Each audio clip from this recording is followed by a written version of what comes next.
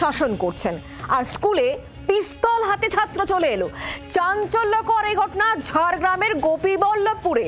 যেমনটা এখনো পর্যন্ত আমরা খবর পাচ্ছি, এলাকার দাপুটে তৃণমূল নেতার ছেলে ওই ছাত্র, তৃণমূল ব্লক সভাপতির ঘনিষ্ঠতার বাবা, আর সেই ছাত্রই পিস্তল হাতে শিক্ষককে হুমকি দিচ্ছে। এখন প্রশ্ন উঠছে, এই পিস্তল ওই ছাত্র কোথা থেকে পেল? অভিযুক্ত ছাত্রকে ইতিমধ্যে পুলিশ আটক করেছে। ছাত্রের বাবা দাপুটে তৃণমূল নেতা, সে এই মুহূর্তে পলাতক।